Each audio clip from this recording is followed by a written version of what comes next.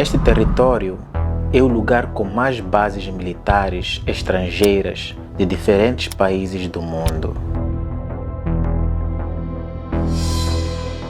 onde uns estão perto dos outros, criando tensões e afetando a estabilidade desta região e a economia deste país.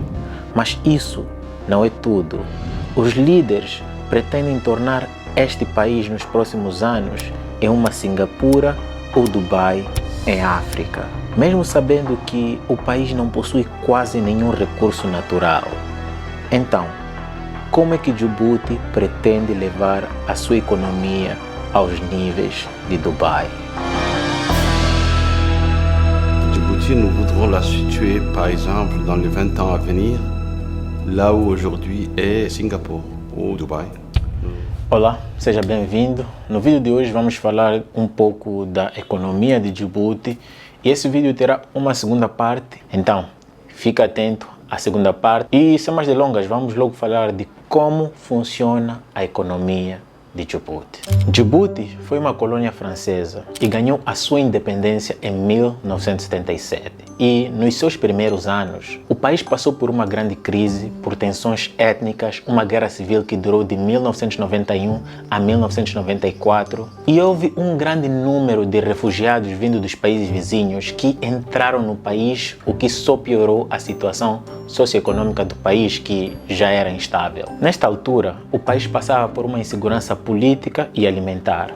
Isso sem contar com o estado que os colonizadores deixaram o país. At the Independence Day, we had only one high school in Djibouti, one street and two doctors.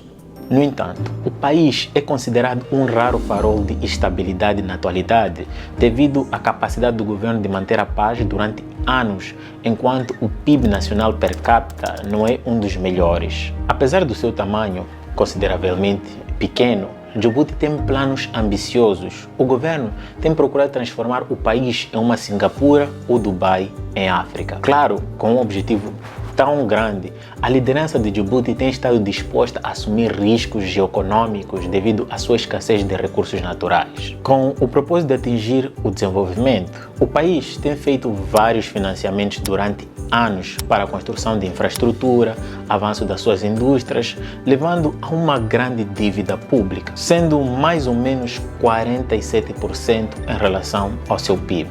E estes financiamentos vêm por grande parte da China, que vem fazendo com que a taxa de desemprego caia ao longo dos anos. Mas claro, não é tão rápido como se pretendia, tendo em conta que o número da população de Djibouti é pouco mais de 1 milhão de habitantes. Existem alguns fatores que interferem no desenvolvimento de Djibouti. Primeiro, nem todos os setores são industrialmente desenvolvidos ou recebem financiamento para tal, fazendo com que nem todos os setores tenham a capacidade de contratar novos trabalhadores. Segundo, a sua força de trabalho não é, na sua maioria, qualificada, o que nos leva ao terceiro ponto. Algumas das suas infraestruturas e indústrias são controladas por estrangeiros e, por vezes, um setor é completamente gerido por estrangeiros. Um bom exemplo disso é a terminal de contentores. Em 2004, o governo de Djibouti contratou a empresa DP World, com sede em Dubai, para construir e administrar a sua terminal de contentores. Mas em 2013, o governo de Djibouti vendeu uma grande parte das ações do país para as participações portuárias dos comerciantes chineses.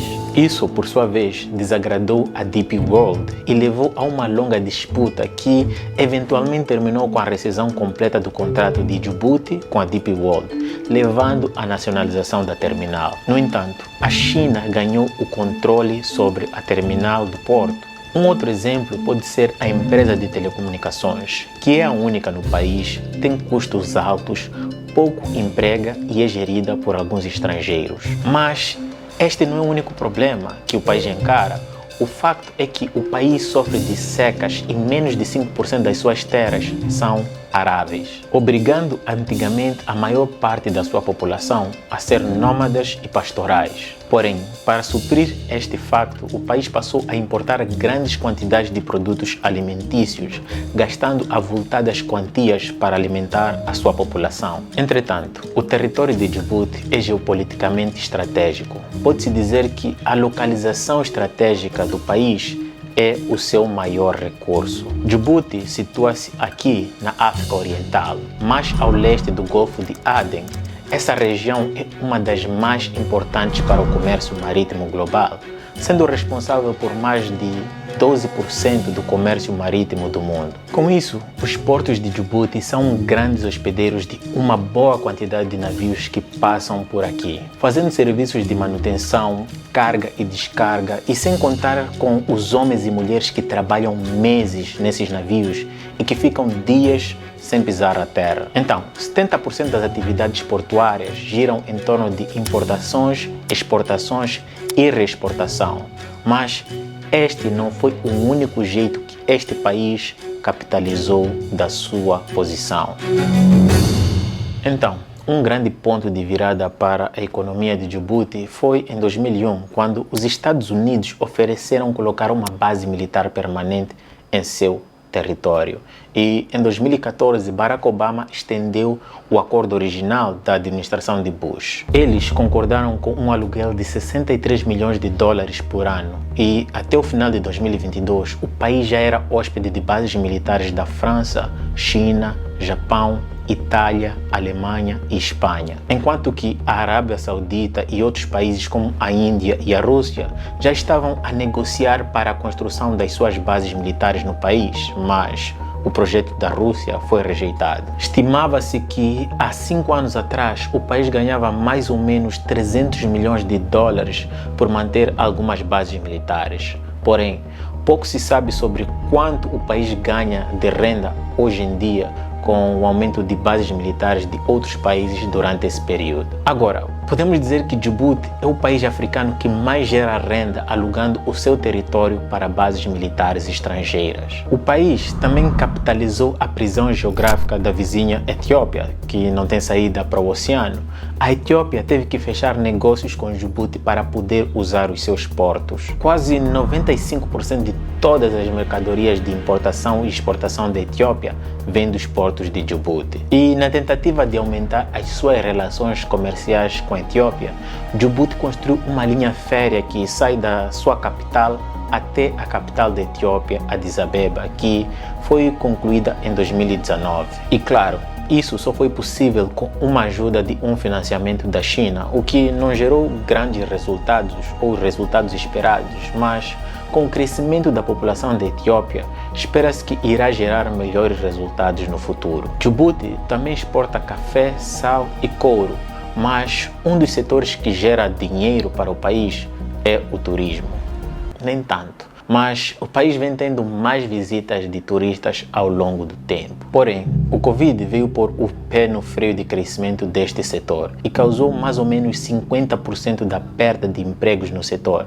Vejamos, só em 2021, cerca de 38 milhões de dólares foram gerados no setor de turismo. Isto corresponde a 1,1% do produto interno bruto e se espera aumentar. E claro, o país espera se tornar mais atrativo à medida que vai aumentando as suas infraestruturas e se tornando mais moderno. De momento, os seus pontos fortes da sua economia são os seus portos sofisticados, a sua parceria com a Etiópia, que rende 1,5 milhões de dólares, e a renda gerada também pelas bases militares estrangeiras. Assim sendo, o país tem algumas fraquezas, como não conseguir financiar seus próprios megaprojetos. Tem o desenvolvimento centralizado na capital do país. Isso faz com que haja pouco desenvolvimento no resto do país. Mesmo com esses prós e contras, o país pretende continuar a se desenvolver, pegando as experiências dos outros países para atingir o seu objetivo.